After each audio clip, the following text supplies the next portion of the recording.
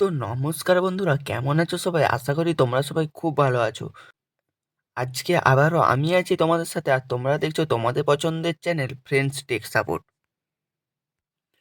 তো আজকে মূলত তোমাদের কাছে আবারও একটি গুরুত্বপূর্ণ ভিডিও নিয়ে হাজির হয়ে গেছি।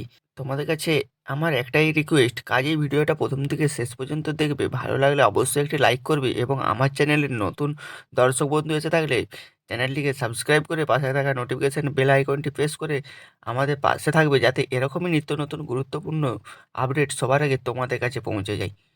এবং যারা অলরেডি সাবস্ক্রাইব করে রেখেছো তাদের অসংখ্য ধন্যবাদ। তো চলো আজকের ভিডিওটা শুরু করা যাক। তো তোমরা কিন্তু এখানে দেখতেই পাচ্ছ, বাংলা আবাস ফাইনাল লিস্ট এসএমএস পাঠানো শুরু। অর্থাৎ বাংলা আবাস যোজনার যে ফাইনাল লিস্ট সেটা কিন্তু প্রকাশ হয়ে গেছে, এসএমএসও কিন্তু পাঠানো শুরু হয়ে গেছে। তো দেখো কি বলা হচ্ছে এরপরে। তো তোমরা কিন্তু দেখতেই পাচ্ছ, বাংলা আবাস যোজনার লিস্ট 2024 আবাস প্রকল্পে ভুল এড়াতে ইউনিক আইডি পদ্ধতি। রাজ্য সরকারের আবাস প্রকল্পের উপভোক্তাদের জন্য একটি বিশেষ সিদ্ধান্ত নিয়েছে। প্রত্যেক উপভোক্তার জন্য আলাদা আলাদা একটি করে ইউনিক আইডি, অর্থাৎ সুনির্দিষ্ট নম্বর কিন্তু তৈরি করে। তবে টাকা বরাদ্দ করা হবে। নবান্নের নির্দেশ অনুযায়ী প্রতিটি জেলাকে ইতিমধ্যে এই বার্তা কিন্তু পাঠানো হয়েছে। তো একটি করে কিন্তু ইউনিক আইডি, অর্থাৎ সুনির্দিষ্ট নম্বর কিন্তু তৈরি করবে সরকার, এবং সেই আইডি কিন্তু সবারই মোবাইল নাম্বারে, অর্থাৎ যারা এলিজিবেল, অর্থাৎ যারা সিলেক্ট হয়েছে বাংলা আবাস যোজনায়, তাদেরকে কিন্তু বার্তা পাঠানো হচ্ছে। এরপরে দেখো কি বলা হয়েছে।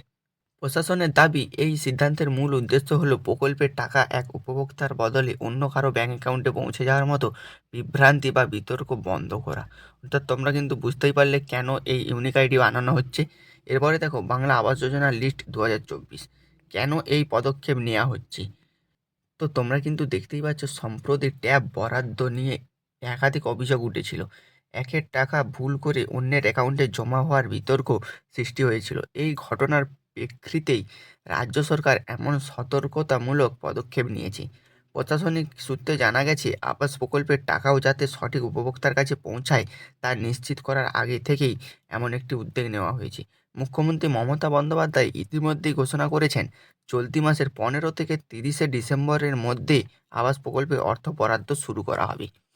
তো 15ই ডিসেম্বর থেকে 30শে ডিসেম্বরের মধ্যে কিন্তু আবাস যোজনার প্রকল্পের অর্থ কিন্তু বরাদ্দ শুরু হবে। এটা কিন্তু সরাসরি আমাদের মুখ্যমন্ত্রী, আমাদের পশ্চিমবঙ্গ সরকার মুখ্যমন্ত্রী কিন্তু মমতা বন্দ্যোপাধ্যায় জানিয়ে দিয়েছেন। তারপরে দেখো কি বলা হয়েছে। তার আগেই প্রতিটি জেলায় বিশেষ শিবির চালু করা হয়েছে। এই শিবিরগুলিতে উপভোক্তাদের ব্যাঙ্ক অ্যাকাউন্ট যাচাইয়ের পাশাপাশি ইউনিক আইডি কিন্তু প্রদান করা হবে। অর্থাৎ পশ্চিমবঙ্গ সরকার কিন্তু একটি শিবিরও চালু করেছেন, যার মাধ্যমে কি হবে, ব্যাঙ্ক অ্যাকাউন্ট যাচাই হবে এবং পাশাপাশি ইউনিক আইডি কিন্তু প্রদান করা হবে তাদেরকে। এরপরে দেখো প্রক্রিয়া কেমন হবে। তো তোমরা কিন্তু দেখতেই পাচ্ছ, প্রশাসনিক কর্তৃপক্ষ জানিয়েছেন প্রতিটি গ্রাম পঞ্চায়েত এলাকাকে উচ্চ গতিসম্পন্ন ইন্টারনেট এবং কম্পিউটার ল্যাপটপের মাধ্যমে সংযুক্ত করে পুরো প্রক্রিয়া পরিচালিত হবে। প্রতিটি গ্রাম পঞ্চায়েতের দায়িত্বে থাকবে নির্দিষ্ট ব্লক আধিকারিকরা। স্থানীয় প্রশাসনের মাধ্যমে উপভোক্তাদের শিবিরে আসার সূচি জানিয়ে দেওয়া হবে।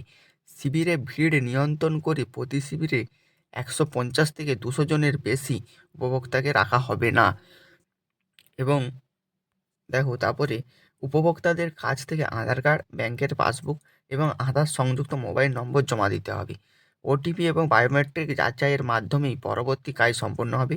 যাদের আধার সংযুক্ত মোবাইল নম্বর নেই, তাদের জন্য শুধুমাত্র বায়োমেট্রিক পদ্ধতি ব্যবহার করা হবে।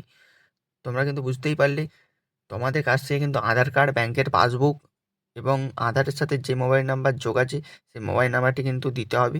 এবং আধার কার্ডের সাথে যে মোবাইল নাম্বার যোগ আছে সে মোবাইল নাম্বার যদি না থেকে থাকে, তাদের ক্ষেত্রে কিন্তু বায়োমেট্রিক পদ্ধতি কিন্তু ব্যবহার করা হবে। তো তারপরে দেখতে পাচ্ছ এখানে পুলিশের ভূমিকা কি রয়েছে। তো পুলিশের ভূমিকা দেখতে পাচ্ছ এখানে, এই পুরো প্রক্রিয়ায় পুলিশের সক্রিয় অংশগ্রহণ নিশ্চিত করেছে রাজ্য। একাধিক অবাঞ্ছিত ঘটনা রুখতে পুলিশের বাড়তি নজরদারি থাকবে। প্রশাসনের দাবি, ইউনিক আইডি তৈরির মাধ্যমে উপভোক্তাদের মধ্যে স্বচ্ছতা বজায় থাকবে এবং ভবিষ্যতে এই আইডি ব্যবহার করেই যাচাই প্রক্রিয়া চালানো হবে। পুলিশের ভূমিকাও কিন্তু এখানে বলে দেওয়া হয়েছে। তারপরে দেখো আর্থিক পরিমাণ ও বরাদ্দ। তো আর্থিক পরিমাণ ও বরাদ্দ কী থাকবে এখানে। আবাস প্রকল্পে উপভোক্তাদের সংখ্যা প্রায় 12 লক্ষ, অর্থাৎ 12 লক্ষ কিন্তু উপভোক্তা রয়েছে এই আবাস প্রকল্পের আওতায়। তাদের মধ্যে প্রথম কিস্তিতে মাথাপিছু 60,000 টাকা করে দেওয়া হবে। এই অর্থের মোট পরিমাণ 7,200 কোটি টাকা। দ্বিতীয় কিস্তিতে সমপরিমাণ টাকা দেওয়া হবে, অর্থাৎ প্রথম কিস্তি 60,000, দ্বিতীয় কিস্তিতেও কিন্তু 60,000 টাকা দেওয়া হবে, অর্থাৎ 1,20,000 টাকা কিন্তু তোমাদেরকে দেওয়া হবে। কী ধরনের এসএমএস পাঠানো হচ্ছে, এইটা হচ্ছে আজকের ভিডিওর মূল পয়েন্ট। কী ধরনের এসএমএস পাঠানো হচ্ছে, তো দেখতে পাচ্ছ মূলত যারা বাড়ি পাবেন, নাম ফাইনাল লিস্টে রয়েছে, তাদেরকে একটি এসএমএস কিন্তু জানিয়ে দেওয়া হচ্ছে।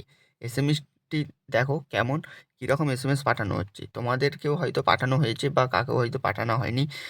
যাদেরকে পাঠানো হয়েছে তাদেরকে খুব ভালো, যাদেরকে পাঠানো হয়নি তারা কি করবে তাদের সেইটাও কিন্তু এই ভিডিওর মাধ্যমে জানিয়ে দেব। তো দেখো এসএমএসটি কেমন। তো দেখতেই পাচ্ছ এসএমএসটা ঠিক এরকমই দেখতে হবে। তো তোমাদের প্রথমে নাম দেওয়া থাকবে, দেখতে পাচ্ছ সনব বা ডটার অফ দেওয়া থাকবে, এবং দেখতে পাচ্ছ এরকম লেখা থাকবে সব কিছু। পুরোপুরি তোমাদেরকে এরকম এসএমএসটি কিন্তু দেওয়া হবে।